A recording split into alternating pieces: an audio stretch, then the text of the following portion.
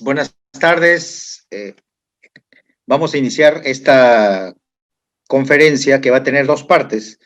Una primera parte referida al componente epidemiológico y la segunda parte referente a la intervención de vacunación en el control de foco.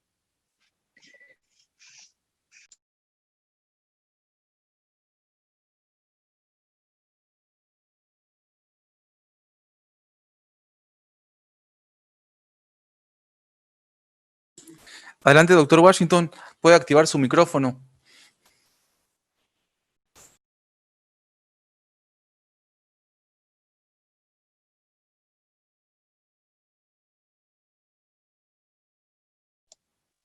Muy buenas tardes.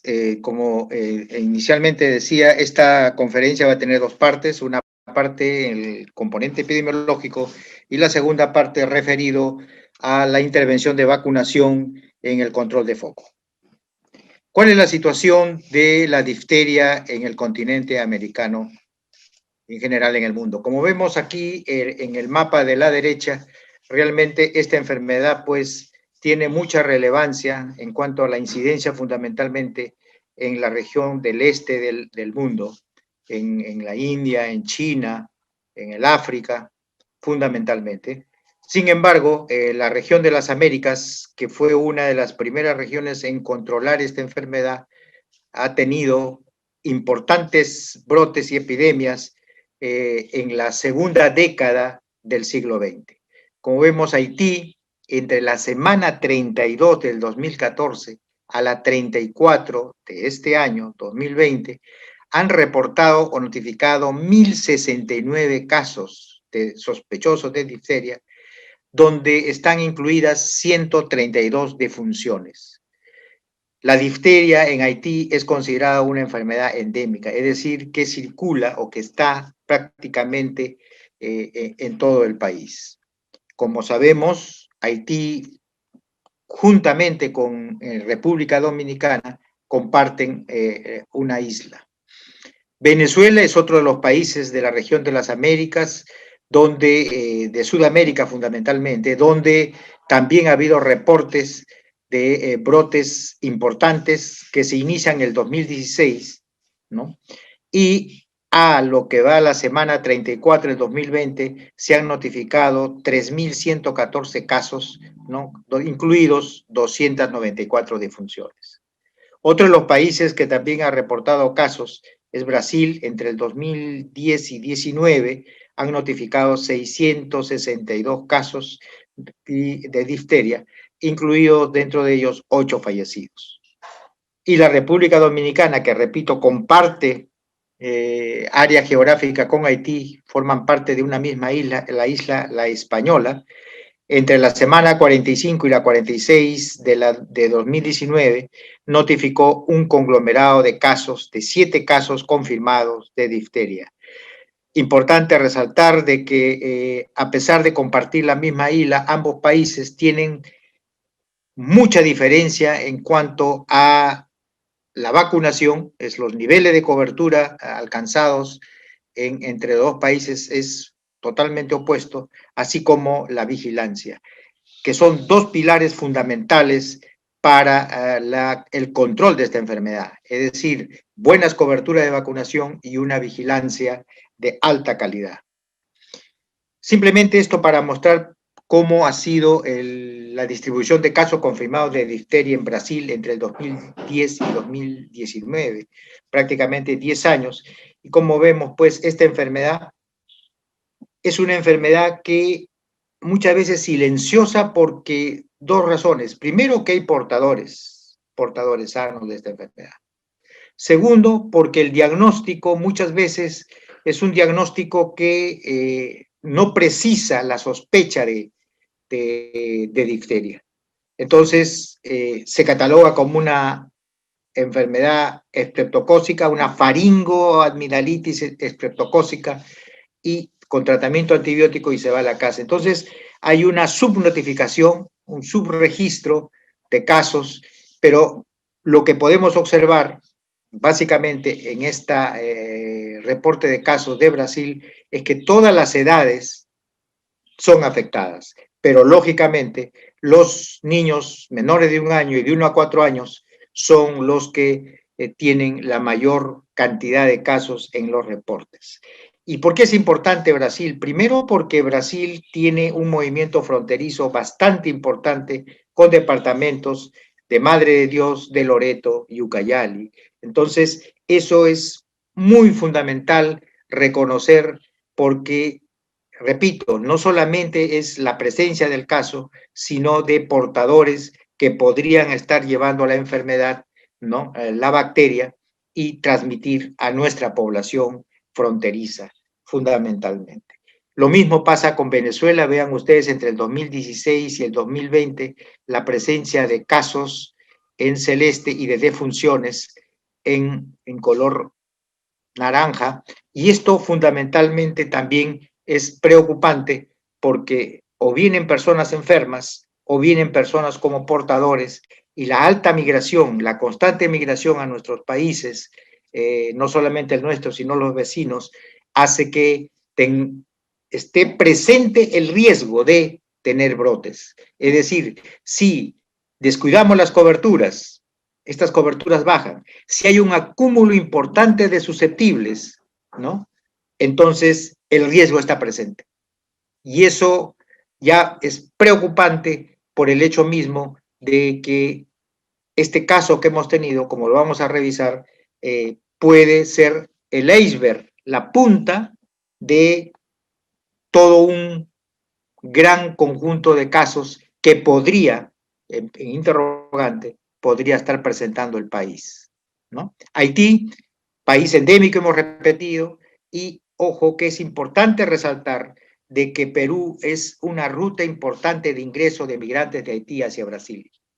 Entonces, entendamos de que este hecho que está sucediendo en la región de las Américas, la alta migración por razones turísticas, económicas o de otra índole, ¿no? Razones sociales, etcétera, hacen que nuestro país esté en riesgo, no solamente para difteria, hemos visto sarampión, hemos visto rubiola, y esto fundamentalmente, si encuentra a un país con una población mal vacunada o incompletamente vacunada, porque recordemos que para difteria, tosferina son 5 dosis, ¿no? Entonces, si está incompletamente vacunada, lógicamente que es fundamental reconocer de que podamos tener un acúmulo de susceptibles que justificaría cualquier brote en nuestro país. ¿Qué han hecho los países ante estas situaciones de brotes? Voy a referirme a dos principalmente. Venezuela, entre el mes de marzo del 2019, tuvo una meta de vacunación de 8.5 millones de niños, ¿no? Contra el sarampión entre 6 meses y 15 años. Y más de 5 millones de niños entre 5 y 15 años contra la difteria. Esto fue una intervención de una magnitud tal porque ellos tenían la circulación tanto de sarampión como de difteria. Haití, Puerto Príncipe, su capital, el 3 de abril del 2018, siendo un país endémico, hizo una vacunación también de todo Haití con más de 2.3 millones de niños entre 1 a 14 años que fueron vacunados contra la difteria. Entonces son medidas que se tuvieron que tomar para poder controlar estas epidemias en estos países, ¿sí? Bueno, hablemos un poco de la difteria. La difteria, el agente etiológico, es una enfermedad producida por una bacteria gram positiva, y de ellas las que realmente preocupan son aquellas bacterias, la difteria, pero que tenga un componente, que sean cepas toxigénicas, ¿no? Y para que tenga esa capacidad toxigénica, necesita que esta bacteria sea infectada por un virus bacteriófago, y que este virus bacteriófago contiene el gen tox, es la toxina prácticamente. Entonces, cuando la bacteria, la difteria, es infectada por este virus, un bacteriófago, entonces se vuelve prácticamente una bacteria toxigénica. ¿Y por qué toxigénica? Porque produce una exotoxina que es la que fundamentalmente es la responsable de la enfermedad. Se ha descrito 4 biotipos, el tipo mitis, intermedius, gravis y el belfanti. El modo de transmisión, contacto con el sudado y o lesiones de piel de enfermedad o de un portador. Entonces, aquí la importancia no solamente de la persona que está enferma, sino de un portador. Y este portador, si no es tratado, primero detectado y tratado con antibióticos, puede estar, según la literatura, transmitiendo la enfermedad por bastante tiempo. Están hablando incluso hasta más de 6 meses. Rara vez la transmisión se da por fomites, es decir, por objetos contaminados. Rara vez. El periodo de incubación importante es de 2 a 5 días. Sin embargo, se le da un intervalo, ¿no?, de 1 a 10 días. Es decir, una vez que la persona se infecta, hay un periodo de incubación de la enfermedad, es decir, de 1 a 10 días. Después de este tiempo, la persona comienza a presentar los síntomas de la enfermedad, ¿no? Este periodo es importante porque nos va a permitir más adelante construir la línea de tiempo de la enfermedad. El periodo de transmisibilidad, es decir, cuánto tiempo puede estar contagiando un caso.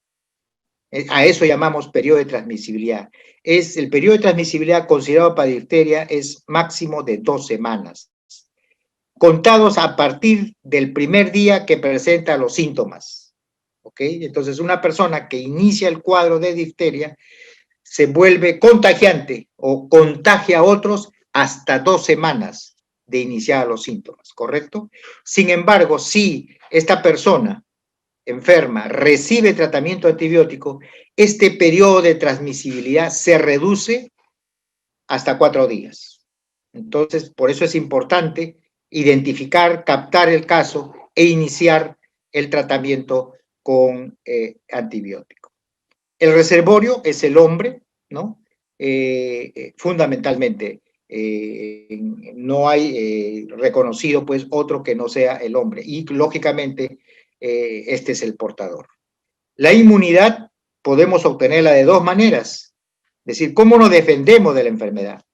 Entonces, eso es a través de que nuestro organismo produzca anticuerpos y la producción de anticuerpos para esta enfermedad hay 2 maneras. Uno es si nos enfermamos de manera natural y la otra es por la vacuna.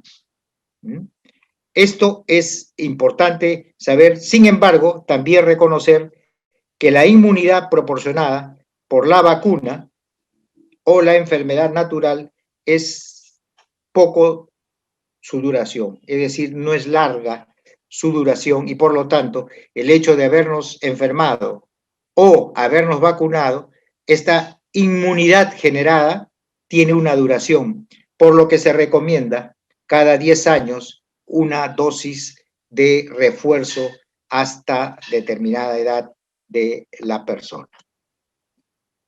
Asimismo, ya hemos conversado, sin embargo, resaltaremos que la patogénesis es importante, entonces, la producción de esa exotoxina, que es la que se va a alojar en el lugar donde se produce la infección. En este caso, vemos aquí en la foto cómo la bacteria está localizada en la orofaringe y es allí donde comienza a producir la exotoxina, y esta toxina causa destrucción de los tejidos y juntamente con la respuesta inmunológica local más la respuesta inflamatoria producto de la invasión de la bacteria y la toxina, hace que se forme una membrana blanco-grisácea, como ven en la fotografía señalada por la flecha amarilla.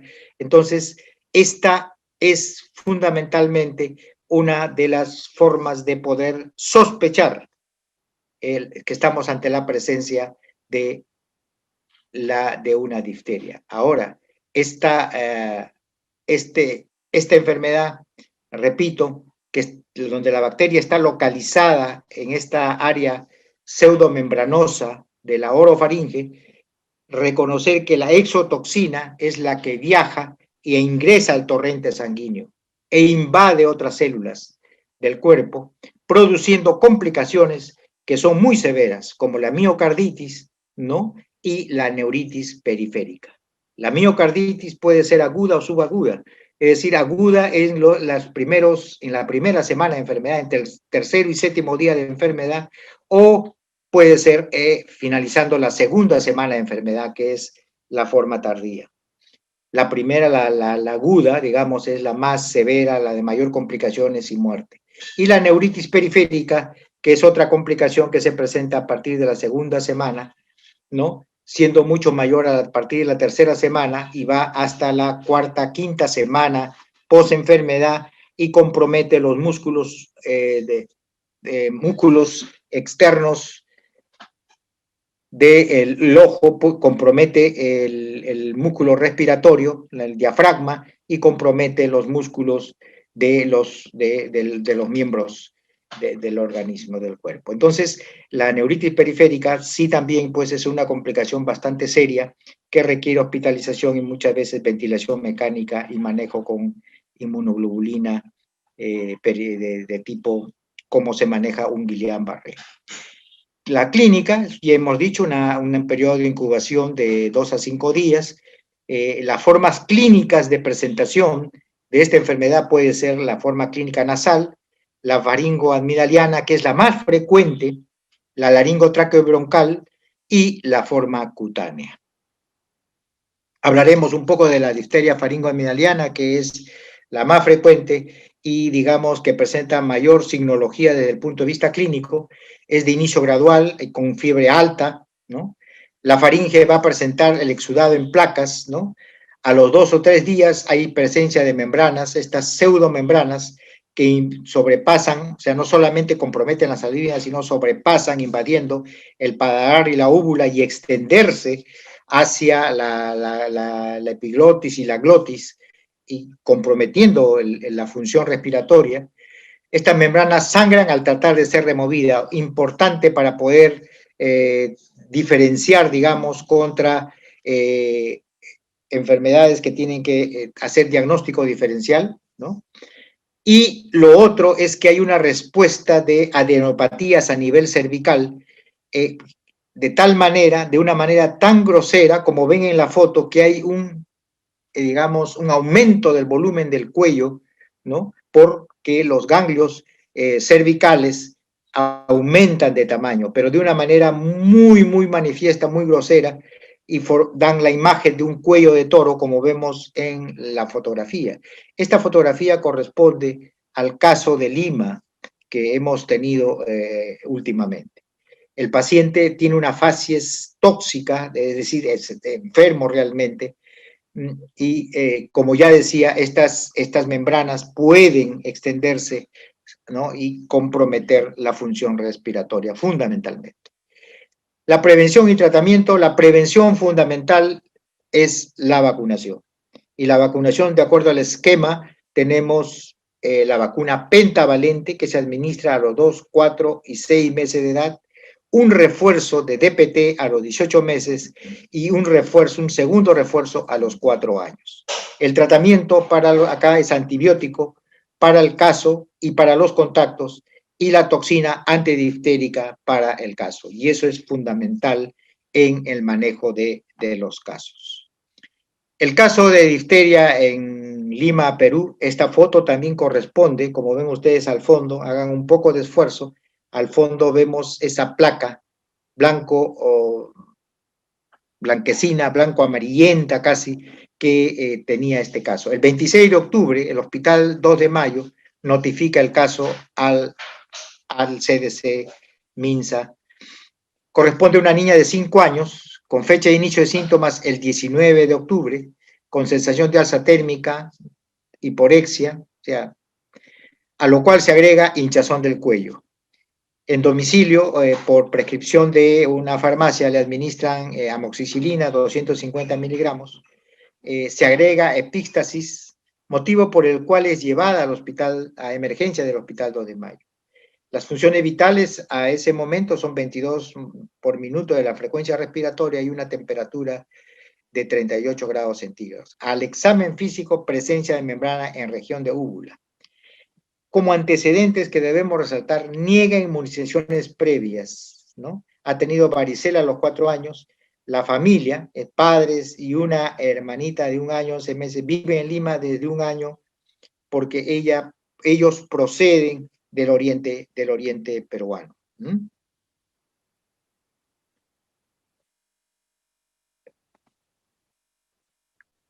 La evolución en el hospital, paciente ingresa a hospitalización de pediatría, el tratamiento es con penicilina G sódica, 350.000 unidades internacionales cada 6 horas, interconsulta de especialidades coinciden con el diagnóstico clínico, evoluciona favorablemente a las 40 horas de ingreso al hospital.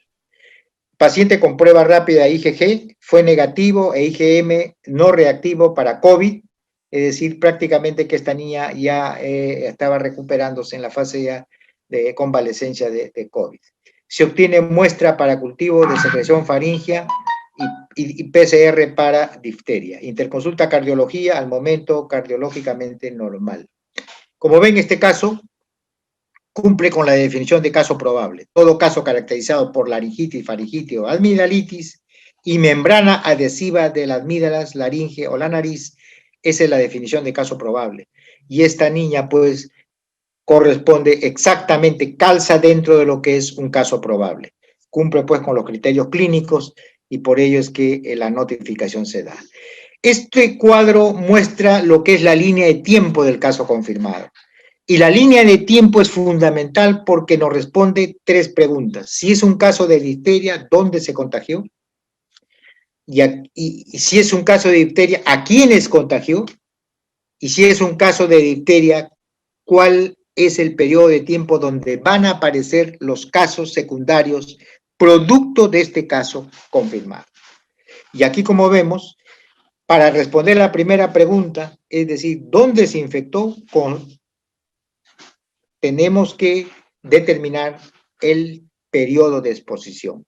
Y para el periodo de exposición, importante saber el periodo de incubación. Y el periodo de incubación hemos dicho que es de 2 a 5 días con un intervalo de 1 a 10. Es decir, si el caso empezó su sintomatología el día 19, 2 a 5 días antes de esta fecha, en qué lugares estuvo, con quiénes compartió, quiénes lo visitaron, si fue al colegio, si fue a un centro de salud, si fue a la universidad, etcétera. Tenemos que averiguar en este periodo de exposición los lugares, las personas, los viajes que hizo o las visitas que recibió, porque es allí donde ya esta niña tuvo que contagiarse.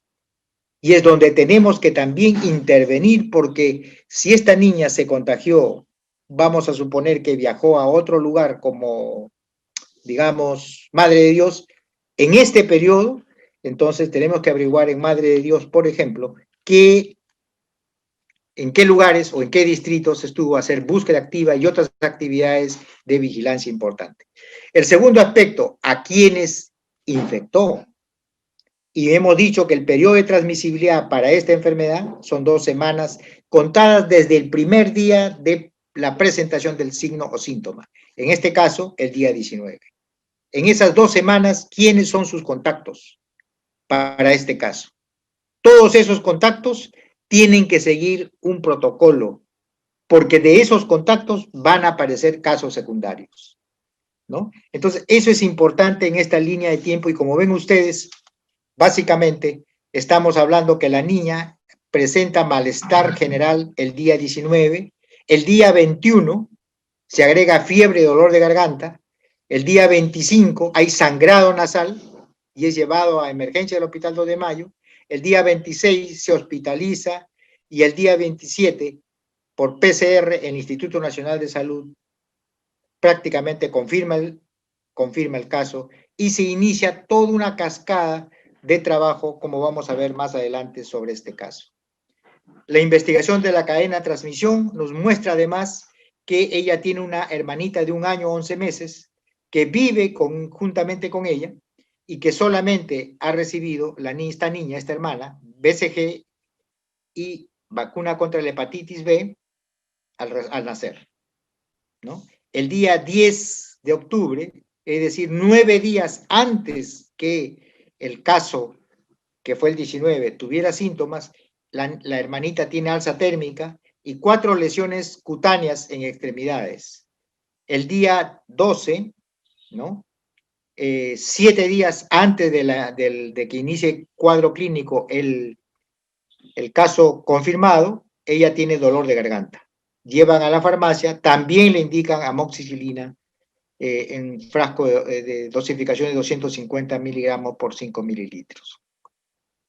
Además, en la investigación, se identifica, los padres refieren que recibieron la visita de 3 familiares jóvenes procedentes de Pucallpa que se hospedaron en el departamento.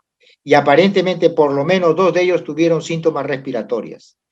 Imagínense, en un departamento, la familia nuclear más los 3 familiares estaba pues en un hacinamiento bastante importante, característico de estas enfermedades que se transmiten de persona a persona.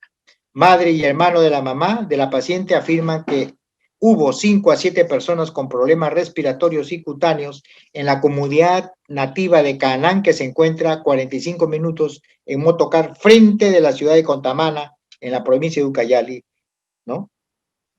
Dichos familiares estuvieron por esa zona el mes pasado. Entonces estamos hablando que en septiembre ellos estuvieron en esa zona donde encontraron o verificaron la presencia de estos casos con problemas. Entonces, esta es la línea de tiempo ya completo, donde están incluidos prácticamente en los rectángulos en blanco, están los familiares que llegan y que llegan entre el 29 de septiembre y el 1 de octubre y permanecen prácticamente hasta el 15 de octubre. 15 días los familiares estuvieron procedentes de Ucayali, estuvieron viviendo dentro o con la familia.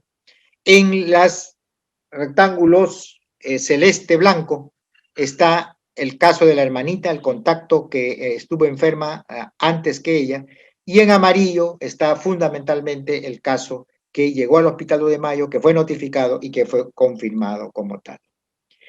Finalizamos diciendo que el caso cumple con criterios clínicos, epidemiológicos y de laboratorio. Clínicos, repito, epidemiológicos, hay nexo con otros casos fuertemente sospechosos y con la confirmación de PCR por el INS para difteria. La fuente de infección fueron los familiares procedentes probablemente de la zona de área de transmisión que actuó como un foco expulsor. Quiere decir que la zona de Ucayali, que donde proceden esta visita, definitivamente es un punto de riesgo porque ahí tenemos casos o un importante grupo de personas que tienen la enfermedad, más no tienen la bacteria, perdón, más no la enfermedad, ¿sí? El brote se confirmó por PCR y se investigó pues 3 hipótesis. Probablemente el brote en la comunidad nativa de Canaán Loreto, en Pucallpa, Ucayali, de donde proceden esta visita, fueron pues una hipótesis importante, que es la que más proximidad tiene. Lo segundo es el padre trabaja y en el centro de trabajo hay venezolanos, pero que, como vamos a ver, ya tienen estos venezolanos 1 año o más acá en Perú, pero eso no aleja la posibilidad también. Y la tercera es ellos estuvieron un mes atrás, un viaje hacia esa zona, a la zona de Loreto, donde pudieron en esa comunidad también infectarse y ser también portadores. Entonces, esas hipótesis, pero repito, la primera que más fuerza tiene, que es la probabilidad de brote en la comunidad nativa de Canaán, Loreto, es la que esté, Canaán en Ucayali, es la que esté fundamentalmente como expresión de eso. Entonces, ¿qué en vigilancia epidemiológica para el control de brote. Primero, importante ver que la notificación aquí es sine qua non, un elemento importante. Es decir, tenemos que identificar los casos de difteria, donde fundamentalmente en los servicios de emergencia, en consultorio externo y en hospitalización.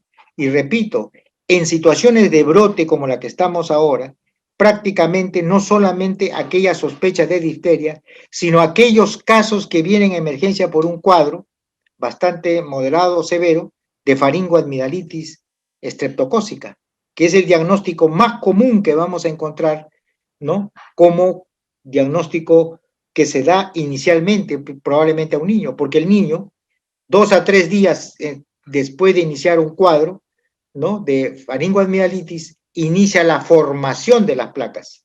Entonces el niño puede venir inicialmente, se da el diagnóstico de faringoamigdalitis estreptocócica, o viene después de 4 días y encontramos nosotros al mismo niño con este cuadro y podemos dar un diagnóstico que no sea el de difteria. Entonces ahora para nosotros encontrar un niño que tenga, o una persona, cualquiera sea esa edad, que tenga un cuadro donde evidenciamos presencia de membrana, prácticamente para nosotros tiene que ser reportado como una fuerte sospecha de difteria.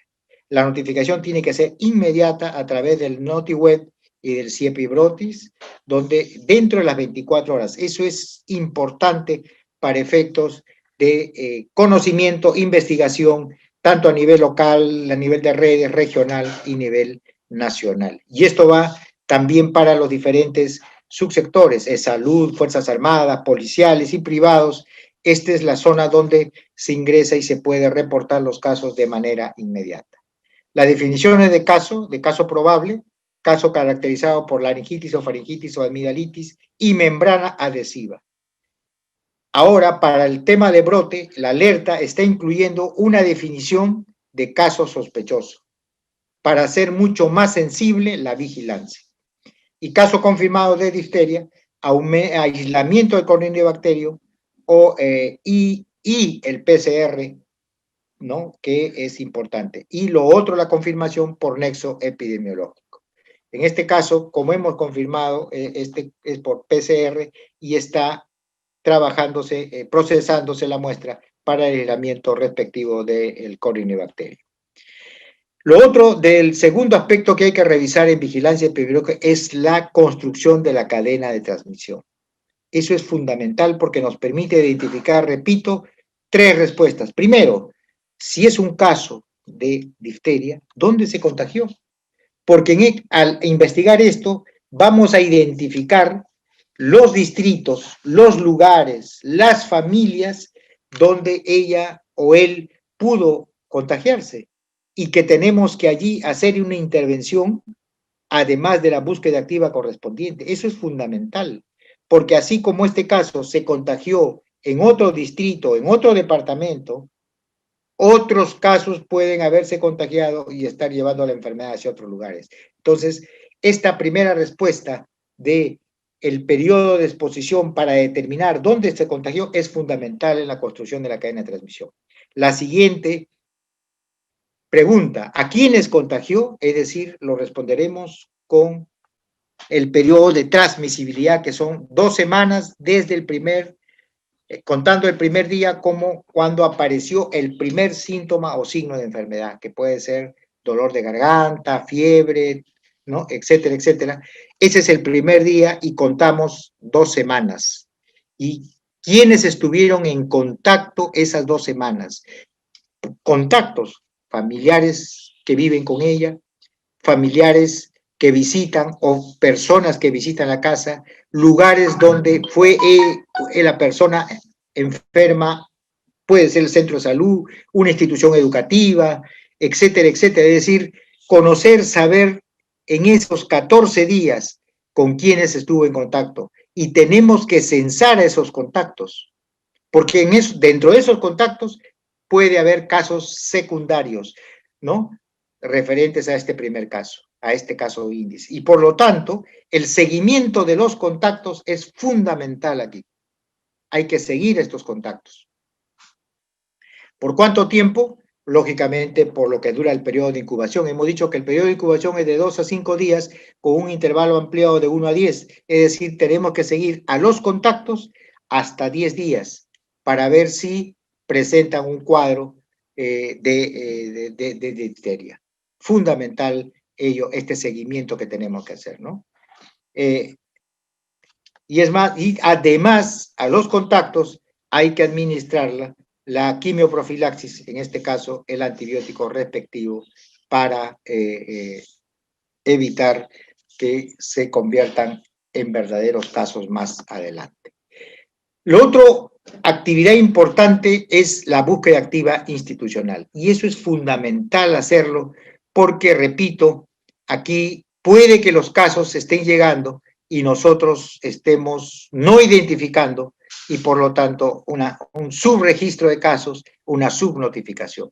Entonces la búsqueda activa para los hospitales, para los centros y puestos que tengan los códigos CIE-10 que estoy mostrando acá y esté, digamos,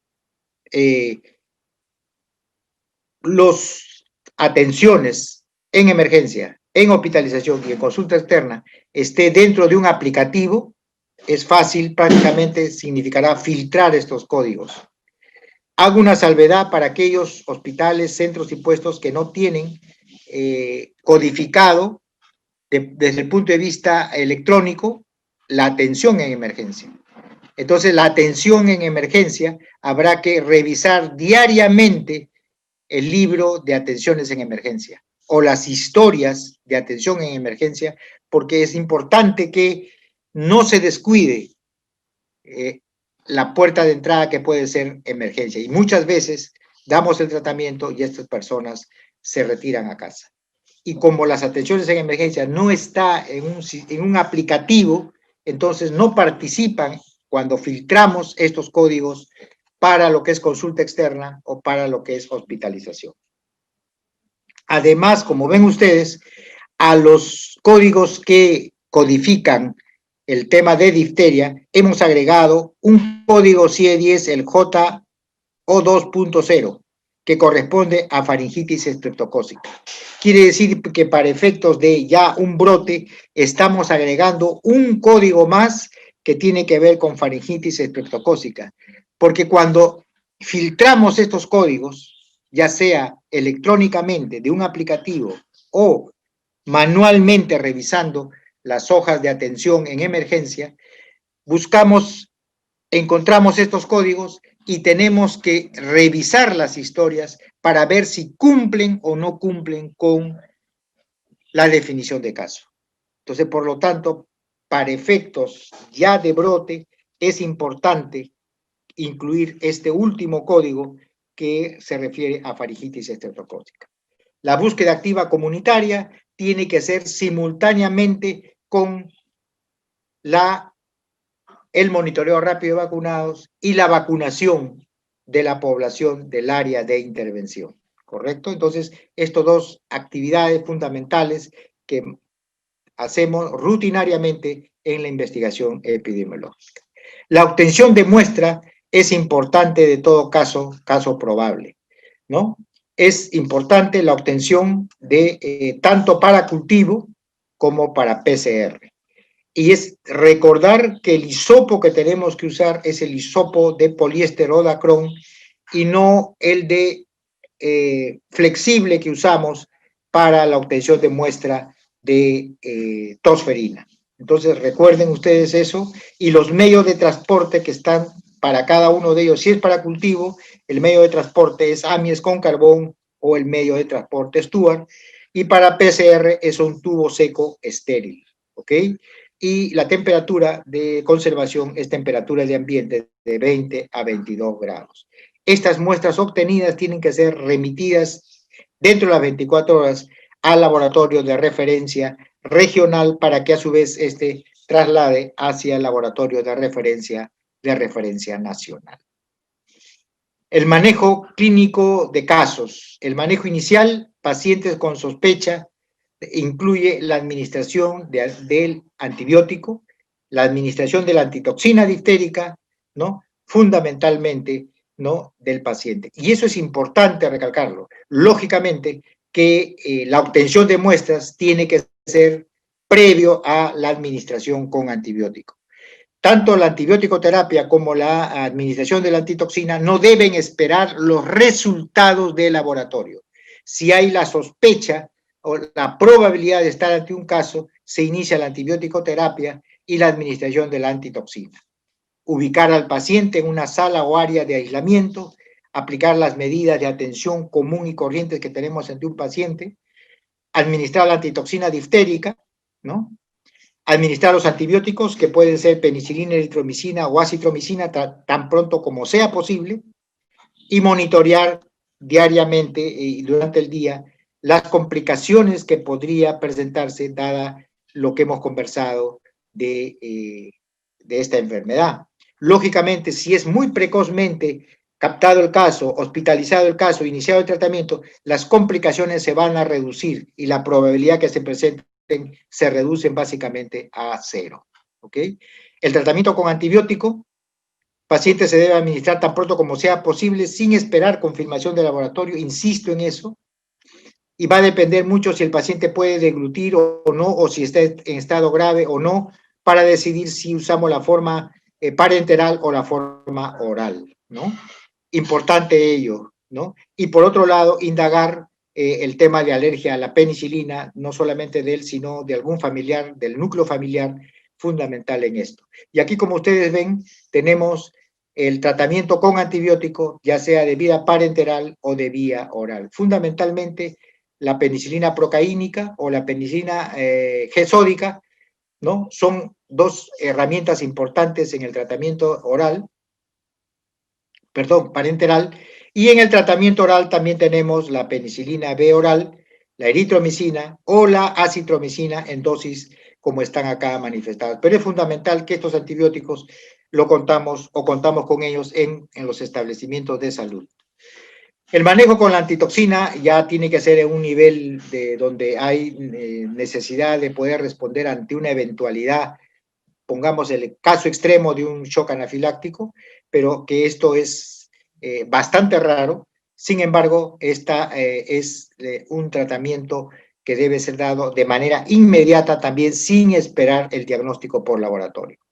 Debe haber una prueba de sensibilización previa a la administración, que es importante hacerla, y tiene que ser administrado, supervisado de una manera muy exhaustiva, muy estrecha con el paciente y el personal de salud. Por ello que esto tiene que ser hecho en un hospital donde contemos con todo lo necesario para responder a cualquier eventualidad, ¿no? Las embarazadas, resaltar, no pueden o no deben recibir la toxina antidiftérica. Esta es la dosificación de la toxina antidiftérica, ¿no? Fundamentalmente está orientado de acuerdo a la localización de la difteria, ¿no? Si es faringe o laringia, ¿no?, con menos de 48 horas de duración o menos, 20.000 a 40.000 unidades internacionales.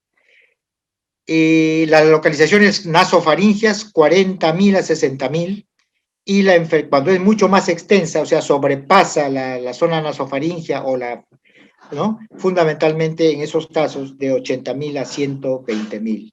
La vía de administración es intravenosa de preferencia, 250 mililitros de cloruro de sodio al 9 por mil, en 2 a 4 horas para dosis superiores a 20.000 unidades, ¿sí? Entonces, esto es la indicación para el uso de la toxina antidiftérica. Lo otro importante es identificación y seguimiento de contactos. Se define como contacto a toda persona de cualquier edad que estuvo en contacto estrecho con el enfermo durante su periodo de transmisibilidad. Ya lo hemos dicho, lo resaltamos.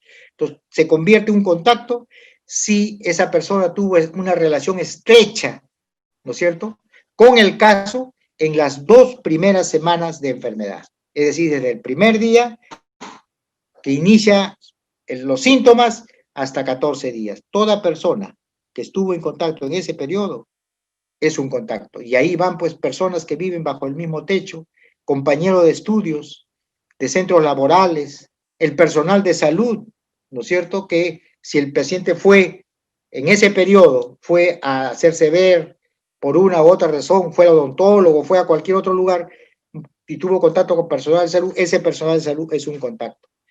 Personas a quienes él visitó o las visitas que tuvo y donde estuvo en contacto con ellos, también se vuelven contactos. Todos los contactos tienen que ser evaluados y deben ser seguidos, ¿no? Por 10 días, ¿no es cierto? Contados desde el día que tuvo en contacto, ¿ok? Eso es fundamental, el seguimiento de estos y la implementación de la terapia. Seguimiento de contactos, insistimos, durante 10 días desde la fecha que tuvo contacto, y la antibiótico terapia, que puede ser acitromicina, ¿no?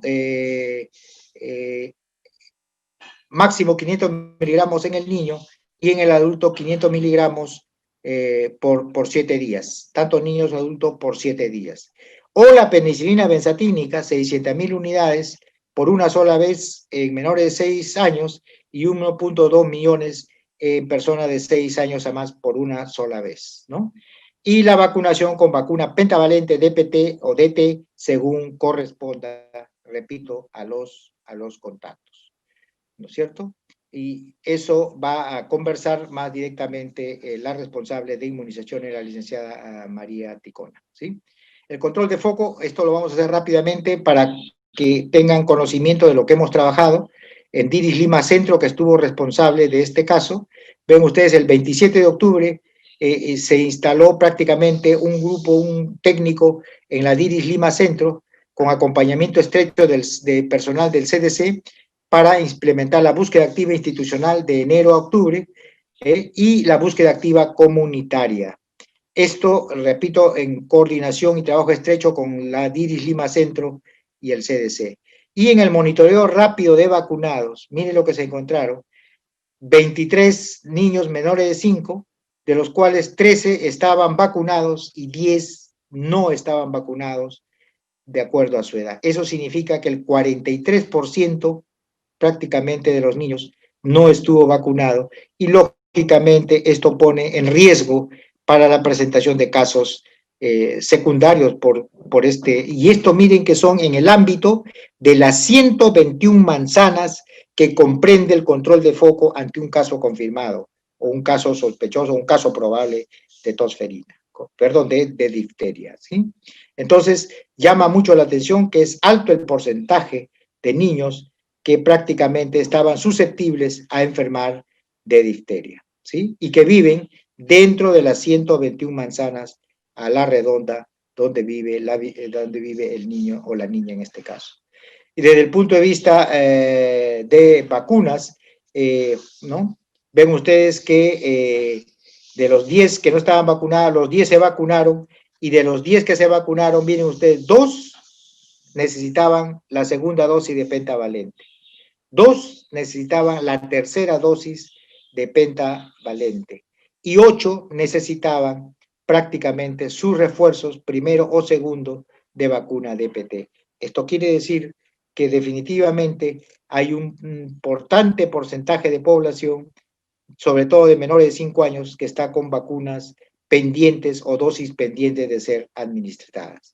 El 27 se emitió una alerta epidemiológica y se está viendo que el día lunes estamos emitiendo la segunda actualización de esta alerta epidemiológica emitida este 27 de octubre. El 28 de octubre hubo una serie de actividades que se hizo a nivel ya del área de intervención, que son, repito, 121 manzanas, se movilizaron 50 brigadas, ¿no es cierto?, de Diris Lima Centro con acompañamiento de la DEMUNI, de inmunizaciones del Ministerio de Salud, para la vacunación del área de intervención. Se visitaron más de 2.000 casas y se vacunaron 4.695 personas, en este caso de todas las edades, contra diftotétano. Es decir, se dio adicionalmente una dosis de refuerzo a todas las personas de 5 años a más con diftotétano. Durante la búsqueda activa no se encontraron, la búsqueda activa comunitaria, no se encontraron casos que cumplen la definición de casos sospechosos. Quiero resaltar que para efecto de control de foco, se aumentó a la definición de probable y confirmado una definición operacional de caso sospechoso para hacer más sensible el sistema de intervención. Se realiza la visita domiciliaria del padre del caso, se investiga y se obtiene muestras de la hermana menor de 1 año y se toman 5 muestras adicionales.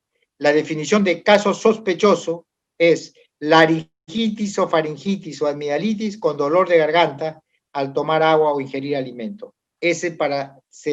O dificultad para tragar, se incluyó además del caso probable y del caso confirmado. Repito, solo para efectos de control de foco ante un caso de difteria, ¿sí? Este es el ámbito de intervención, como ustedes ven, que no se ha terminado, está avanzándose de manera progresiva en la zona. El 28 de octubre se amplió la investigación, hubo visita al lugar el taller donde trabaja el padre, ¿no? Ahí están 35 personas, se tomaron muestra y se hizo la vacunación correspondiente. Lo otro que hubo como un desliz es el periodista del diario La República, estuvieron, digamos, un acoso mediático hacia el padre y que eso prácticamente dificulta todo el proceso de intervención en el control de foco. Se coordinó con epidemiología del Hospital 2 de Mayo para que culmine la vacunación del personal de salud de emergencia involucrado en la atención. Se coordinó también con la Direza de Ucayale y Direza Loreto por los antecedentes en el periodo de exposición y por lo tanto esas direzas están tomando las medidas correspondientes, ¿sí? Básicamente la DIRIS Lima Centro sacó o emitió su plan de intervención, ¿no? Respecto a las áreas que va a continuar investigando. Las fotos de todo el trabajo y lo que significó el acompañamiento del ejército en estas medidas, porque como mencionaré dentro del tema de dificultades, tenemos que esta es una zona de alta delincuencialidad y por ende el riesgo de nuestro personal restringe los horarios de trabajo y de el casa por casa que se está haciendo, ¿no? Y eso es fundamental. Las limitaciones, repito, que tenemos en esta intervención, es una zona muy peligrosa por la delincuencia que tenemos, el tema mediático del acoso de los medios, en el tema de tener la noticia en primera mano o hacia los padres o al personal médico sobre el caso, el informe del INS y fotos han sido filtradas a las redes sociales, cosa que eso también pues, es una dificultad tremenda, y la organización en campo tiene limitaciones por el tema de recursos humanos, el tema de la delincuencia y el tema de fundamentalmente la sobredemanda que existe en esa población para vacunarse contra difteria. Muy bien, yo agradezco a ustedes por la audiencia y doy pase a la licenciada María Ticona para que haga la presentación respectiva de la parte de control de foco en el componente de vacunación bloqueo. Gracias. Ahora sí, gracias. Excelente. Bienvenido, adelante, muchas gracias. Bien. Muy buenas tardes con todos. Bien, yo creo que es un tema bastante interesante y del cual hemos estado escuchando en minutos previos, en el cual nos pone en una situación muy en ese aspecto con mucha, diríamos, trabajo todavía por realizar, el cual nos está indicando de la importancia que tiene la vacunación como para poder controlar y al mismo tiempo evitar cualquier tipo de eventos que puedan ir en contra de la salud de nuestra población. Estamos en este momento, después de muchos años, presentando un caso de difteria. Hemos estado en los últimos años básicamente visualizando polio, visualizando sarampión, visualizando tosferina, y ya tenemos una nueva enfermedad que esperemos que sea controlada y pueda ser básicamente continuar en los próximos años en en cero casos como normalmente hemos estado acostumbrados con esta enfermedad. Bien, el día de hoy, y después de todo el contexto de importancia epidemiológica normalmente que se ha tocado, vamos a enfocarnos un poco en la parte de estas medidas preventivas que tenemos que básicamente realizar con la finalidad de poder contener este brote de difteria que se ha venido presentando en nuestro país, que se viene presentando actualmente en nuestro país.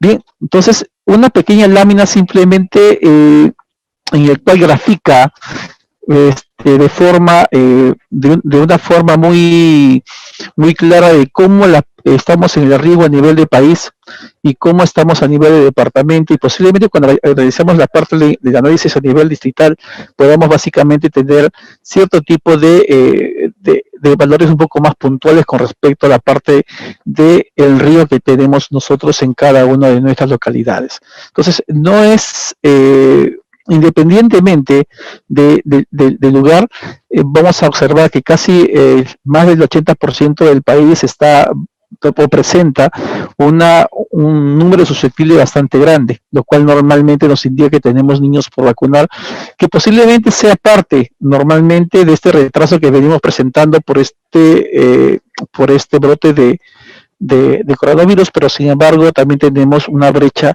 grande de años previos que también se han ido acumulando y que lo podemos ver reflejado con el índice de riesgo en esta lámina. Entonces, a nivel de país tenemos una gran preocupación en el cual tenemos niños que tienen que ser vacunados. O sea, Joaquín, en este momento, cualquier tipo de actividad de búsqueda de casos, vamos a encontrar un número bastante grande de niños que están pendientes de recibir sus vacunas, ¿no? Ya sea por un retraso por esta actividad o simplemente porque muchas veces los padres no han tenido el acceso suficiente a los servicios de salud para poder recibir esta vacuna. Bien, entonces cuando hablamos nosotros de la parte de difteria, estamos hablando de toda la parte de un componente en el cual tenemos que básicamente graficar que la prevención, una de las medidas preventivas aparte posiblemente del aislamiento y el tratamiento, la identificación temprana de casos y al mismo tiempo también la parte del aislamiento de esta persona, vamos a tener la parte de la administración de una vacuna, ¿no? Entonces tenemos felizmente vacunas como para poder administrar a la población. Existe esta vacuna a comparación de coronavirus. Nosotros tenemos una vacuna que se viene administrando hace muchos años en toda la población, ¿no? Entonces, cuando hablamos en este caso de difteria, estamos hablando que es una enfermedad que venimos previniendo a través de una vacuna desde hace mucho tiempo y que se viene iniciando dentro de la parte de los esquemas de vacunación en todos los niños menores, básicamente de menores de 1 año. Todo niño menor de 1 año recibe dentro del calendario de vacunación, está programado que tienen que recibir 3 vacunas en menor de 1 año. Van a los 2 meses, a los 4 meses y a los 6 meses. Esas son las edades ideales para poder recibir esta vacuna. Una vacuna, como su nombre bien lo dice, no solamente me va a prevenir la difteria, sino también me va a prevenir, en este caso, del tétano, la tosferina, la influenza tipo B y de la hepatitis B. Entonces, es toda la parte de una vacuna que integra a 5 antígenos que permite básicamente proteger a esta población que es menor de 1 año. La meta que siempre hemos tenido nosotros es tratar de lograr que el 100%, que todo niño de menor de 1 año tenga estas 3 dosis de vacuna pentavalente, en el cual estaría básicamente otorgando una eficacia de 95% en el caso de difteria, y eso nos facilita un poco la parte del control si tuviéramos la parte que todos los niños, en este caso de esta edad y la cohorte de personas que se han vacunado previamente, tuviéramos esta vacuna contra la difteria, ¿no? Entonces, dentro de esta vacuna sabemos que en los pequeños, normalmente, dentro de las reacciones que podrían ocasionarse o normalmente presentarse, tiene que ver básicamente con un pequeño dolor en la zona de la aplicación, y que en algunos casos viene acompañado de una alza térmica también bastante lenta que normalmente pasa en en 1 o 2 días después de su administración. Entonces es una vacuna que está ya, está dentro del calendario de vacunación. Tenemos vacuna para administrarlo, solamente tendríamos que poder ver la forma de cómo poder llegar en este momento a la población para poder garantizar la vacunación en este contexto, ¿no? Luego, no solamente vacunamos a los niños menores de 1 año, también tenemos la parte de refuerzo en función a esta vacuna que administramos a los niños que van en los 18 meses y a los 4 años de edad. Esto quiere decir entonces que un niño menor de 5 años debería recibir 5 dosis de vacuna para prevenir tanto la difteria, en este caso la tosferina y el tétanos, ¿no? Entonces tenemos las 3 dosis que vienen acompañando en el menor de 1 año, que son los 2, 4 y 6 meses, y 2 dosis de refuerzo que se tienen que realizar entre los 18 meses y los 4 años de edad. Igual, es una vacuna que en este caso solamente nos va a proteger contra estas 3 enfermedades, contra la difteria, el tétanos y la pertussis, ¿no? En algunos casos existe la parte del retraso entre una dosis, y especialmente en el primer refuerzo de los 18 meses, y para la parte operativa se puede administrar entre dosis y dosis con un intervalo mínimo de 6 meses. Las reacciones normalmente está acompañado a la parte del dolor en lo local. Es una vacunita que sí produce cierto tipo de molestias, pero que son momentáneas, que son dolencias que fácilmente en el transcurso de las horas puede dejar de existir, ¿no? Entonces, esta vacuna, tenemos 5 dosis, a comparación de la pentavalente, esta vacuna produce en algunos casos un poco más de mayor reacción, especialmente dolor. Es una vacuna que se administra en el brazo a comparación de la vacuna del menor de 1 año. Entonces, todos los niños menores de 5 años deberían tener estas 5 dosis de protección contra estas 3 enfermedades. Luego, el calendario normal de vacunación, el calendario regular, el calendario vigente, nos indica la parte de la administración de una vacuna para ya el grupo adultos, asumiendo que el 100% de los niños menores de 5 años han culminado satisfactoriamente la parte de la administración de esta vacuna. Ellos deberían normalmente tratar de recibir después o a partir de los 12 años una dosis adicional, ¿no?, de vacuna contra el tétanos, ¿no? Entonces enfocamos principalmente a la parte de las mujeres en edad fértil, pero en sí está dirigido a todo tipo de la población, tanto varón como en el caso de las mujeres, ¿no? Entonces, en el caso de las mujeres, con la finalidad de la parte de prevenir no solamente estos tipos de enfermedades, la difteria y el tétanos, en este caso en la madre o en la mujer, también es con el afán de poder prevenir en este caso la parte del feto o del producto que normalmente viene presentando esta gestante, ¿no? En el caso del varón, la norma nos indica que a partir de los 15 años de edad deberían recibir todas las personas que normalmente tienen algún tipo de riesgo de presentar este tipo de daño. Si ustedes se dan cuenta, toda la parte de la actividad que en los últimos años hemos venido básicamente enfocando, más que difteria, estaba básicamente enfocado a la parte de tétanos, porque hace más de 20 años que no tenemos difteria y sin embargo tétanos lo venimos presentando de manera recurrente, ¿no? Entonces, sin embargo, eso nos está indicando de que esta vacuna puede normalmente tratar de aplicarse en la población ya adolescente, incluso hasta las personas mayores de edad, ¿no? Entonces, incluso las recomendaciones que normalmente se realizan es que cada 10 años, ¿no?, deberíamos aplicarnos una dosis de en este caso de ET, con la finalidad de mantener la protección contra estas 2 enfermedades.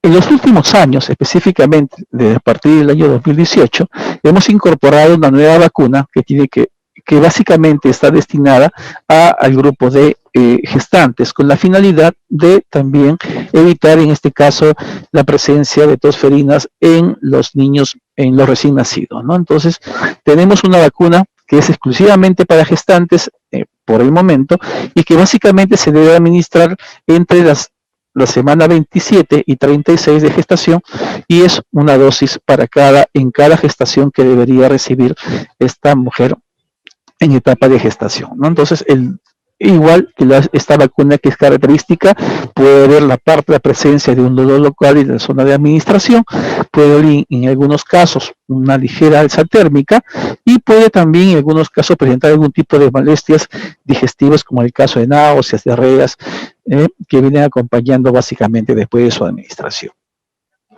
Esta vacuna, como les mencionaba, hace años atrás nosotros administrábamos la vacuna contra el ADT y ahora estamos aplicando una vacuna nueva en esta población, solamente para poder un poco rescatar lo que es la vacunación de la gestante y poder evitar cualquier tipo de errores programáticos con respecto a la parte de lo que es la administración de esta vacuna.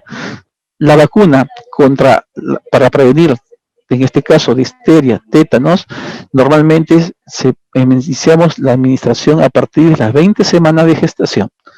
Si una gestante no tiene normalmente algún tipo de vacunas previas, o tiene una o tiene dos, debería recibir una dosis de vacuna de difteria y tétanos entre las 20 y 26 semanas. Luego, en el caso de la vacuna contra la difteria, tétanos y pertussis, la pertussis celular básicamente tiene la característica de ser administrada entre la semana 27 y 36. Y esa es básicamente la parte actualmente de la prioridad, ¿no? Administrar esta vacuna dentro de este periodo, justamente para poder ir generando anticuerpos y poder hacer la protección, en este caso al recién nacido. Entonces, puede haber cierto tipo de alternancias en la parte de la administración de esta vacuna, en el cual podría iniciar un esquema de vacunación con la DT y luego pasar a una segunda dosis con la dosis de la DTPA, ¿no? En el caso de las gestantes. Pero estas son las consideraciones normales que tenemos nosotros en función a un esquema regular. Sin embargo, en este contexto en el cual estamos presentando hemos presentado un caso de difteria y ojalá que no se presenten otros, tenemos que normalmente tomar cierto tipo de medidas que nos contemple y nos garantice un poco la parte de la protección en la población que está expuesta en este momento a esta bacteria, ¿no? Entonces, ¿qué recomendaciones normalmente es lo que se está proponiendo con la finalidad de poder contener la parte de esta enfermedad? Uno, nosotros no estamos cambiando en lo absoluto lo que es la vacunación precisa de la gestante. La gestante seguimos con su calendario de vacunación regular, que viene a ser la vacunación contra en este caso su DTPA, entre la semana 27 y 36. O sea, eso no cambia. Seguimos con ese protocolo con respecto a la parte de esta población. Lo que sí se está ajustando dentro de la parte de la propuesta que está por ya ser oficializada quizás en las próximas horas, es la vacunación tanto a los niños en un rango de edad, que estamos básicamente participando en los 7 años, menores de 7 años y los mayores de 7 años, dos poblaciones divididas básicamente a esa edad. Para los menores de 7 años, ¿no? Para los menores de 7 años, la recomendación es que tenemos que garantizar que cada niño pueda tener su esquema completo de vacunación. Y cuando hablamos que tiene que tener su esquema completo de vacunación, quiere decir que tenga sus 5 dosis de vacuna contra la DPT. O sea, que tiene que tener sus 3 pentavalentes y sus 2 refuerzos de DPT. ¿Cómo interpretar esto? Para evitar cualquier tipo de errores al momento de precisar. Quiere decir que lo ponemos que puedes completar con pentavalente o que puede completar con DPT. Y eso no quiere decir que esta persona normalmente pueda usar una u otra indistintamente. No, se supone que esto va en función a cuál ha sido el avance de la vacunación en meses previos. Por ejemplo, ¿qué pasaría si a los 5 años tengo un niño que solamente cuenta con una dosis de pentavalente? Quiere decir que si yo lo capto al niño a los 5 años o a los 6 años, lo que me correspondería administrarle sería su segunda dosis de pentavalente. De la misma forma pasaría si yo tuviese a un niño que tuviese solamente 2 dosis de pentavalente, entonces le correspondería su tercera dosis de pentavalente. Pero si entre los 5 y 6 años yo encuentro a un niño que tiene sus 3 dosis de pentavalente y no tiene ninguna dosis de refuerzo de DPT, la vacuna que le va a corresponder es la dosis de DPT. Entonces, por eso es que hemos colocado la parte de que puede ser este tipo de vacuna para completar su esquema, ¿no? Regular, la vacuna pentavalente o la vacuna DPTA. Pero las consideraciones, como le voy a repetir, va en función a las dosis previas que ha tenido el paciente. Si tiene dosis previas de pentavalente, aplicaremos la parte de esta vacuna, y si ya tiene sus 3 dosis de pentavalente, aplicaríamos la vacuna de la triple bacteriana. Y luego está quedando la parte de la administración de la vacuna en las personas de 7 años a más, y para ello se está contemplando la administración de la vacuna de ET. Si ustedes se dan cuenta, en la parte de la normatividad que tenemos, empezábamos a administrar la vacuna de DT a partir de los 12 años en las mujeres en edad fértil y a partir de los 15 años en los varones, especialmente en aquellos que están en riesgo. En este contexto, lo que estamos es reduciendo la parte de la edad de la administración de esta vacuna, y estamos para empezar a partir de los 7 años a administrar una dosis a toda esta población. Las otras consideraciones tienen que ver con el personal de salud, especialmente en aquellos que tienen algún tipo de... Sabemos que todos los trabajadores que tenemos la atención directa a los pacientes, tenemos normalmente ese riesgo alto de poder ser contagiado. Por lo tanto, lo que se está normalmente normando es ese protocolo de vacunación, no solamente contra estas enfermedades, sino todo el protocolo de vacunación que debe tener el personal de salud. En este caso, por la prioridad, estamos midiendo la parte de la vacunación contra distrito y tétanos, pero recordar que también tenemos que administrar la vacuna contra la hepatitis B, influenza, neumococo, fiebre amarilla. Entonces tenemos todo un paquete, podríamos decir, de vacunas que debería normalmente ser administrado en esta población.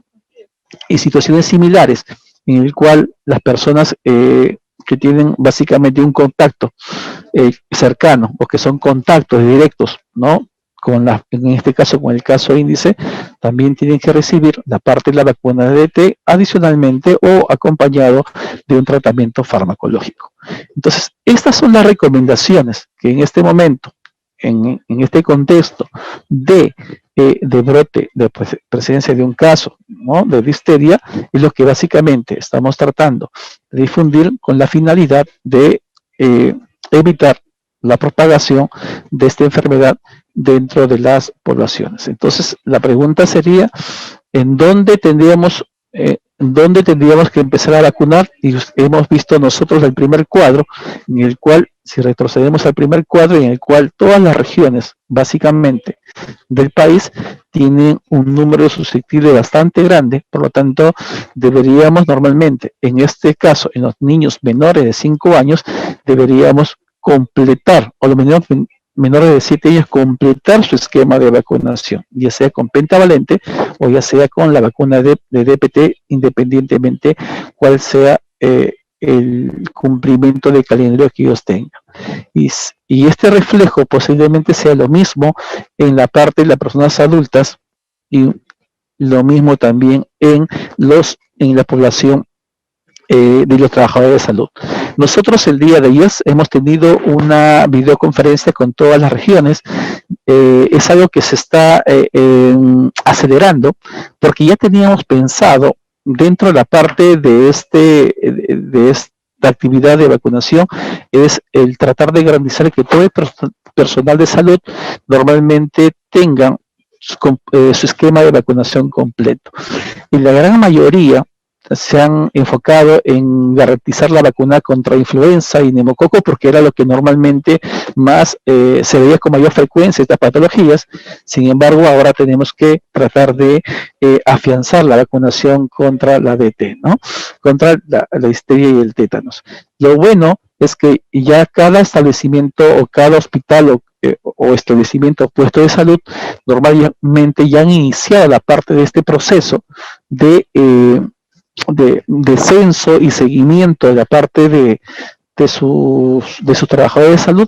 Por lo tanto, va a ser un poco más fácil, me parece, el tratar de incorporar y vacunar al personal de salud que normalmente está en riesgo en cada establecimiento. Y así, de la misma forma, también estamos en las próximas semanas haciendo unos planes de intervención a otros tipos de poblaciones de alto riesgo, como son las personas que están en zonas concentradas, especialmente en el caso de la Policía Nacional, en el caso de la Fuerza, en el caso de las Fuerzas Armadas, que también es parte de este proceso de plan que tenemos para estos últimos meses del año, y dentro de ellos también está la parte de los albergues y los grupos que normalmente están completamente concentrados, ¿no? Bien, entonces eso es básicamente lo que el día de hoy quería compartir con ustedes, y no sé si hubiese algún tipo de consulta. Adelante. Muchísimas gracias y felicitaciones, licenciado Pablo Rengifo Ramos, parte del equipo técnico de la Dirección de Inmunizaciones del Ministerio de Salud, por esta excelente presentación. A todos los participantes, le agradecemos por sus preguntas. Bien, vamos a comenzar entonces con las preguntas para el doctor Washington Toledo Hidalgo. Doctor, bien, nos estaban preguntando la conducta a seguir en el caso de identificar un paciente sospechoso. Nos pregunta si este paciente se aísla, se le toman los exámenes, se vacuna. ¿Cuál es la conducta a seguir en este caso de identificación de un paciente sospechoso? Claro, si es un paciente sospechoso y está siendo visto o captado en un establecimiento de salud, inmediatamente tenemos que aislar al paciente. 1, 2, obtener la muestra correspondiente, la notificación inmediata a la ruta que conocemos como flujo de notificación al CDC, y realmente una vez obtenida la muestra, empezar con el tratamiento antibiótico. Importantísimo, doctor. Nos preguntan, en el caso confirmado, ¿este paciente sí o sí se hospitaliza? ¿Qué otros exámenes se le realizan?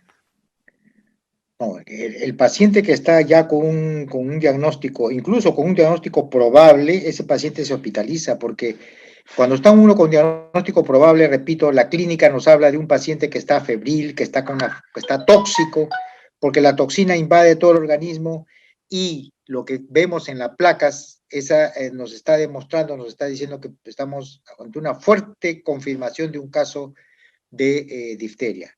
Hospitalizado este paciente, necesita definitivamente el manejo, repito, con antibiótico y la toxina antidiftérica. He resaltado lo siguiente, que el inicio de tratamiento antibiótico más la toxina es sin necesidad de tener la respuesta del laboratorio confirmando el caso. O sea, ante la fuerte sospecha, tiene que iniciarse el tratamiento de antibiótico y el suero antidiftérico, y por cierto, esto tiene que ser hechos en un hospital que pueda responder cualquier situación que se pueda presentar en el paciente. Importantísimo, doctor. Doctor, nos están preguntando sobre las definiciones de caso sospechoso, definiciones de caso probable.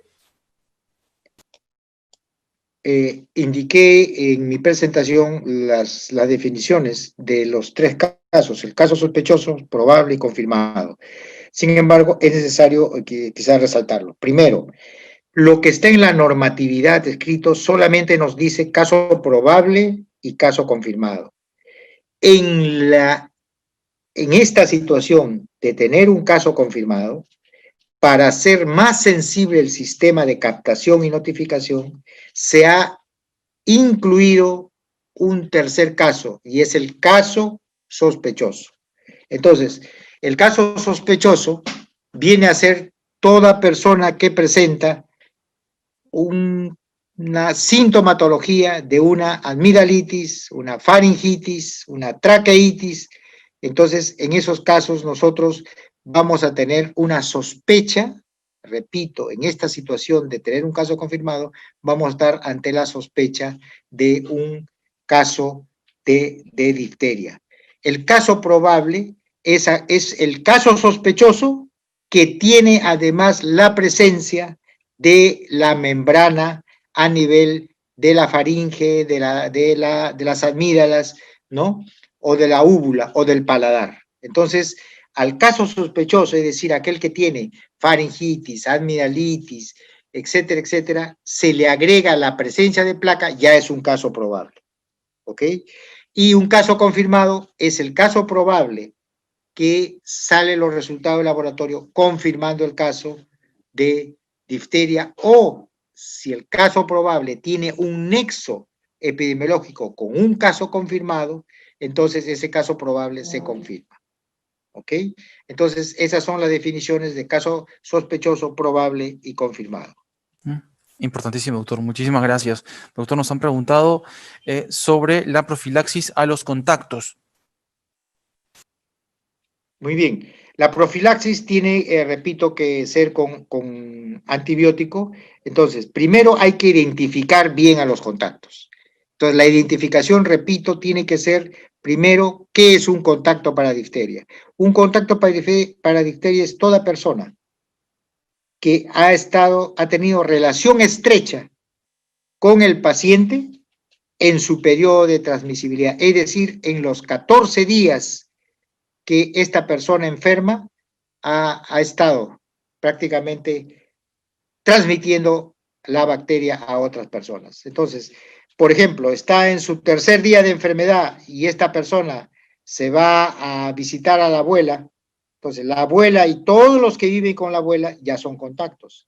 Si esta persona a los 10 días de enfermedad se va de viaje a Huacho y visita una familia ahí, entonces esa familia, ¿no es cierto?, son contactos. Incluso los que viajaron en el carro con él hacia Huacho también son contactos. Entonces, repito, primero hay que identificar bien los contactos, cuáles son. Una vez identificado, tenemos que censar a los contactos, es decir, tomar el nombre de todos aquellos contactos, sean familiares, las visitas recibidas, las personas a quienes yo visité, los de la escuela o universidad, institutos, a los personal de salud. Si yo fui en esos primeros 14 días, fui al centro de salud porque estaba mal, entonces también son contactos, ¿ok? Entonces, todas esas personas que identificados, ¿para qué los identifico? Primero, para hacer un seguimiento. ¿Cuánto tiempo voy a seguir esos contactos? 10 días. 10 días a partir de qué? A partir del día que tuvo contacto. ¿Ok? 10 días tengo que decir, ¿para qué lo sigo?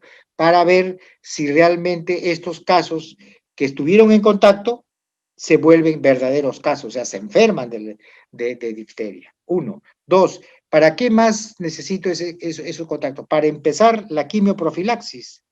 Porque si yo empiezo la quimioprofilaxis, o sea, le doy el antibiótico, prácticamente estos contactos pueden no convertirse en casos secundarios. ¿Ok? Entonces, la quimioprofilaxis tiene que ver fundamentalmente con recibir la terapia antibiótica, que puede ser, repito, acitromicina o eritromicina, ¿no es cierto? En el caso de la acitromicina, una dosis para adulto, ¿no? Una dosis de 500 miligramos por 5 días. Y para el niño es hasta entre 12 a 15 miligramos por kilo de peso, por también hasta un máximo de 500 miligramos por 5 días, ¿sí? Entonces, eso es básicamente lo que ya está en la alerta y hemos estado conversando en la presentación de hoy.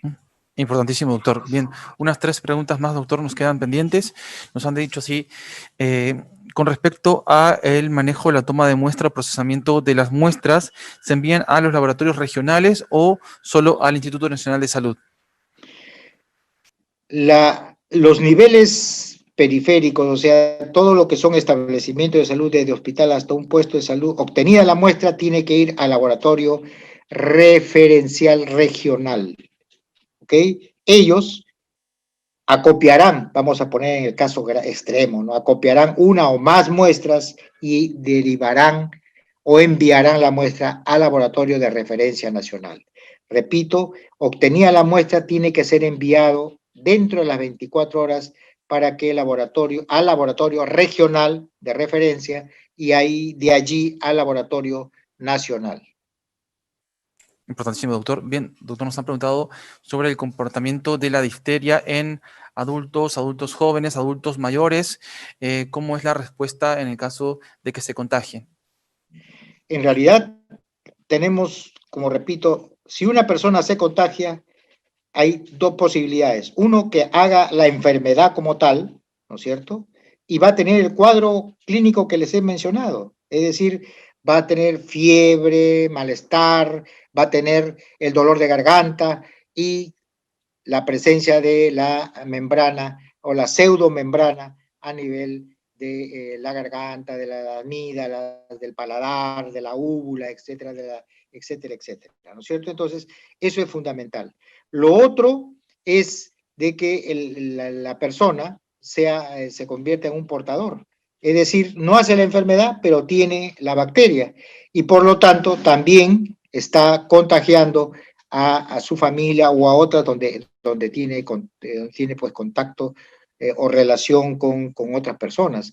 Entonces es importante resaltar que si una persona, ¿no?, es susceptible, entonces, ¿qué es persona susceptible? Es aquella persona que nunca se enfermó o nunca se vacunó, o si se vacunó, esa vacuna, repito, ya pasado 7 a 8 hasta 10 años, prácticamente la inmunidad que produjo esa vacuna, ¿no?, disminuye y necesita una dosis de refuerzo. Por eso, en las indicaciones para el tema de evitar tétanos y difteria, es una vacunación cada 10 años. Pero en fin, repito, en el tema de la pregunta, si una persona, cualquiera sea la edad, adulto o niño, puede hacer la enfermedad si sus anticuerpos ya no están en el nivel necesario para evitar que se enferme.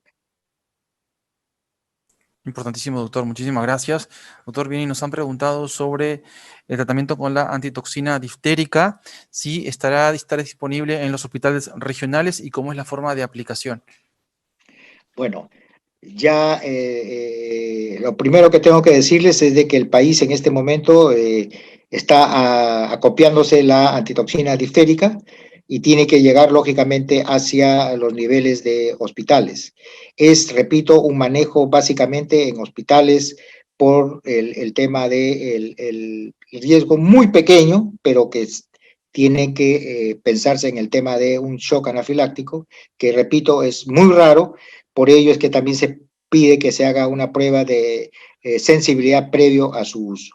Segundo, la dosificación va a depender de la forma clínica que estamos, ante la forma clínica que estamos viendo, si es nasal, si es orofaringia o faringotraqueal, ¿no es cierto? Y la dosificación va desde 20.000 hasta 80.000 dosis, de acuerdo a lo que hemos conversado, ¿no es cierto? De manera endovenosa o de manera intramuscular. Muchísimas gracias. Felicitaciones, doctor Washington Toledo Hidalgo, especialista en epidemiología del Centro Nacional de Prevención y Control de Enfermedades CDC Perú. Doctor, algunas recomendaciones finales sobre este tema tan importante de su exposición el día de hoy. En realidad, primero, agradecerles por la audiencia, fundamentalmente, y creo que nosotros tenemos una responsabilidad bastante importante en este momento. Primero, porque es una enfermedad que se puede prevenir y para ello contamos con la vacuna. En segundo lugar, es que tenemos que sensibilizar nuestro sistema de vigilancia. Es decir, tenemos que poner a nuestro sistema de vigilancia de alta calidad, es decir, súper sensibles. Cualquier caso sospechoso tiene que partir hacia su reporte o notificación y su investigación completa para poder evitar que la enfermedad se disemine y nos convirtamos, ¿no?, en el espejo de lo que está pasando en otros países vecinos nuestros, por un lado. Y segundo, como bien lo refería el licenciado Pablo Rengifo, el otro pilar fundamental para evitar esta enfermedad es la vigilancia epidemiológica y la vacuna. Entonces, la vacunación es sumamente importante y lo que podemos empezar ahora es que todo el personal de salud, cualquiera sea el lugar o el nivel donde trabaje, tiene que tener su dosis de DT.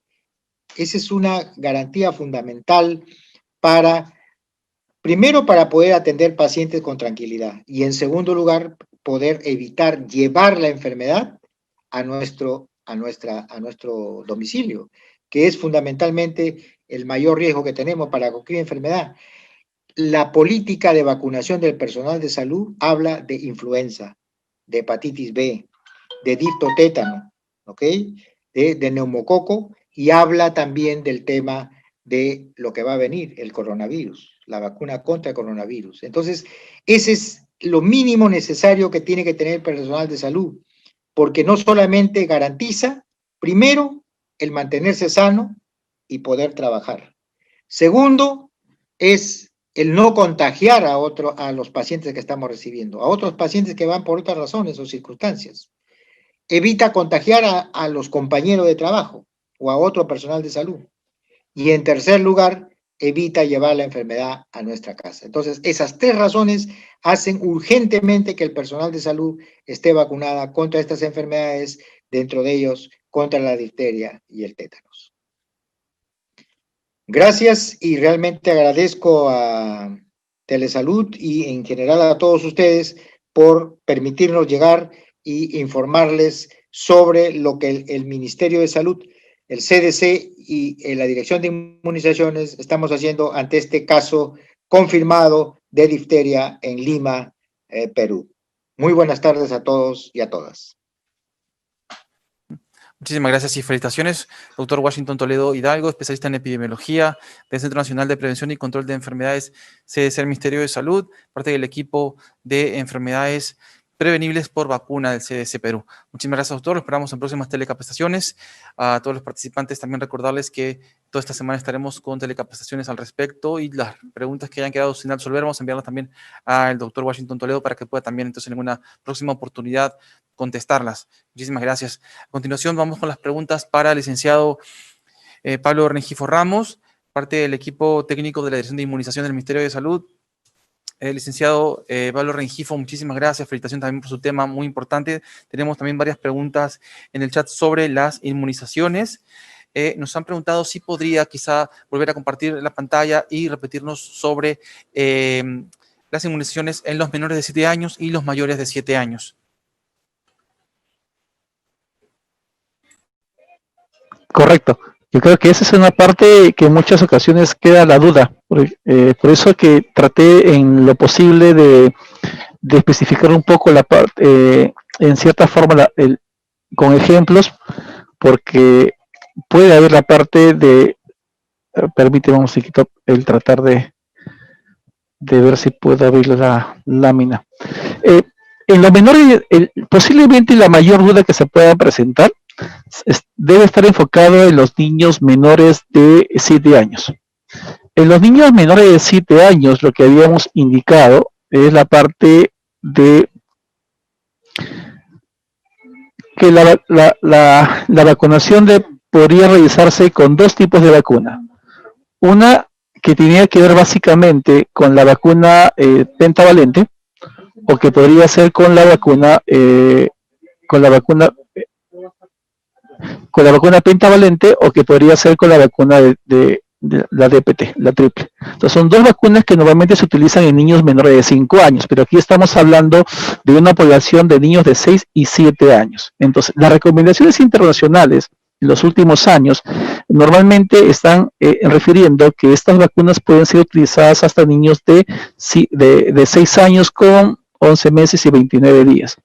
Es por ello que la recomendación es la siguiente, y que quede claro, estamos hablando de un niño de 5 años o de 6 años, en el cual le vamos a completar el esquema de vacunación que posiblemente ellos no hayan completado hasta los 4 años con 11 meses y 29 días.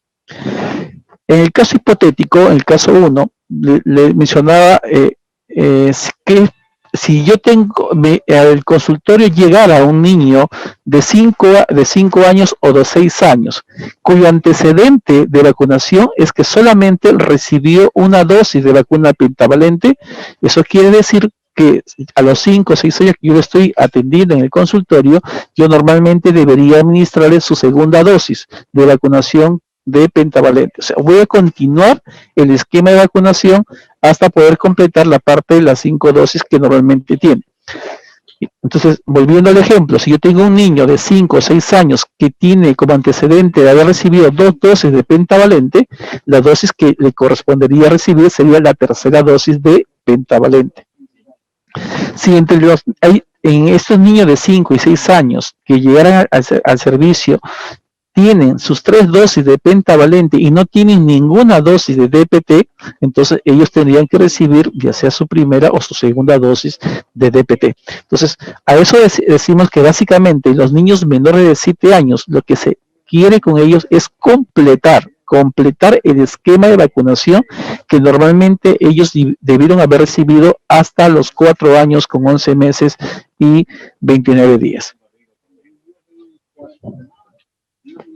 Importantísimo, licenciado Rengifo. Nos han preguntado en el caso de un niño de 13 años que no ha tenido los refuerzos también a los 4 años antes de los 7 años. En este caso, ¿qué vacunas recibiría? ¿Se podría repetirme la pregunta, por favor? Nos han escrito en el chat, en el caso de un paciente de 13 años que no ha sido vacunado desde los 4 años, ¿qué vacunas tendría que recibir en estos momentos? Correcto. Cuando hablamos de la parte del siguiente grupo, que es la administración de la vacuna, a personas que tienen 7 años a más. 7 años, 8 años, 9 años, 10 años. En este contexto en el cual estamos esperemos que no se sigan presentando más casos, pero por el momento, especialmente en aquellas zonas de mayor riesgo, la consideración es que tenemos que nosotros administrar una dosis de DT, y así sea 7 años, 8 años, 9 años, 10 años o 12 años. Sabemos que la norma técnica normalmente le mencionaba especifica que tenemos que nosotros administrar una dosis de vacuna DT en niñas a partir de los 13 años, pero de 12 años, y en niños en los varones a partir de los 15 años. Pero ante esta situación, lo que nos estamos recomendando es la parte de la administración de una dosis de vacuna de DT a toda persona que tenga 7 años a más. Importantísimo, licenciado Rengifo. Y después, ¿cada qué tiempo o circunstancia debería aplicarse otra dosis o refuerzo? Sí, como bien habíamos mencionado, y creo que lo recalcó el doctor Toledo, y volvemos a recalcarlo, normalmente la inmunidad en este caso de protección por estas vacunas, al descender normalmente los estudios indican entre 8 a 10 años. Entonces, la recomendación es que después de los 10 años podamos tener un refuerzo de vacuna de DT, justamente para poder potenciar y mantener la parte de la inmunidad en este caso, contra difteria y tétanos dentro del organismo de la persona. Importantísimo. Nos preguntan así, en este caso, las personas que están vacunadas estarían entonces protegidas, y nos preguntan qué pasaría si se extiende entonces este brote en el país, si tendría que haber un barrido.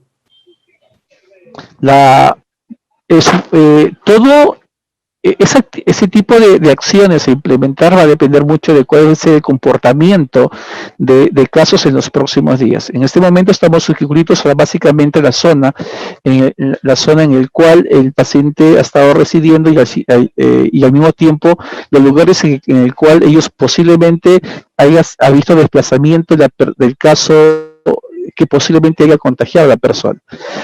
Si hubieran casos posiblemente mayores, habilitaría de hacer de una forma inmediata la parte de un barrido. Es una actividad un poco más grande que requiere cierto tipo de planificación.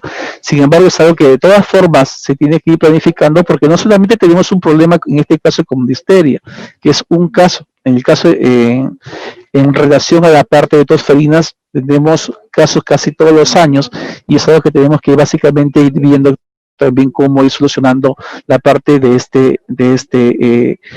enfermedad. Y aparte, hay que contemplar que nosotros en los últimos años hemos realizado barridos contra sarampión, hemos realizado barridos contra polio, y lo que nos está quedando todavía pendiente es realizar el barrido justamente con estas vacunas para proteger contra tétano, difteria y pertussis.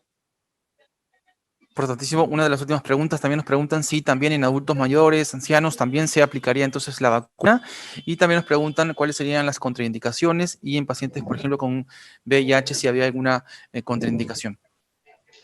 Las dos contemplaciones, una la edad. La edad, normalmente nosotros dentro de la parte del esquema nacional de vacunación contemplamos la parte de la vacunación a toda persona que va hasta los 59 años, ¿no? Entonces, la recomendación normalmente está explícita dentro de la parte de esa población. Sin embargo, y es algunas consultas que pueden tener algunas personas. ¿Qué pasa si tenemos trabajadores de salud o personas que normalmente están en riesgo y tienen 60 o más años de edad? En esos casos, dentro de las vacunas que nosotros normalmente ofrecemos a estas personas de riesgo, como es el caso de diabetes, en el caso del neumococo, como es el caso de influenza, como es el caso de estas vacunas principalmente, o hepatitis B, pueden ser administradas incluso a personas que tienen de 60 años a más, a excepción de la fiebre amarilla. Entonces no tendríamos problema. En el caso, estamos hablando de vacuna de tétano, si una persona no tiene ningún tipo de antecedente de vacunación previo hasta los 60 años o 65 años en el cual pueda contar, y esa persona tiene un riesgo bastante elevado de poder enfermar, es recomendable administrar la parte de la vacuna de ADT. No tendríamos ningún tipo de problema con respecto a ello. Lo otro es la parte de... Había una segunda pregunta que me habías comentado. Uno era la parte de la población. Sí, nos estaba preguntando sobre pacientes, por ejemplo, con VIH, en este caso sería contraindicado. Las contraindicaciones. ¿Cuáles son las contraindicaciones que básicamente vamos a tener en la administración de este tipo de vacuna? Una de las contraindicaciones principales, y es algo que utilizamos para todo tipo de vacunas, es las personas que tienen algún tipo de patología severa en el momento de la administración. En los casos de pacientes con VIH, si tienen normalmente, y está en la norma en el cual puedan tener CD4 de 200 a más, no tendrían ningún tipo de complicaciones al momento de hacer la parte de la administración de este tipo de vacuna. Es más, en estos pacientes deberían normalmente tratar de priorizarse, porque son poblaciones que tienen un alto riesgo de poder enfermar. Toda persona que tiene algún tipo de inmunosupresión, independientemente de la patología, pero que tenga algún tipo de que no esté comprometido en ningún tipo de sistema, puede normalmente vacunarse. O sea, lo más importante es evaluar a esta persona, en este caso el cuadro clínico que pueda tener, y si no tiene ningún tipo de complicaciones, podríamos básicamente tratar de administrarla. ¿En quiénes no se puede administrar? No se puede administrar esta vacuna en aquellas personas que han tenido algún tipo de reacción a uno de sus componentes ante la administración de una vacuna previa. En esos casos es obvio que normalmente no se administra, en este caso, la vacuna contra la difteria o contra el tétanos, ¿no?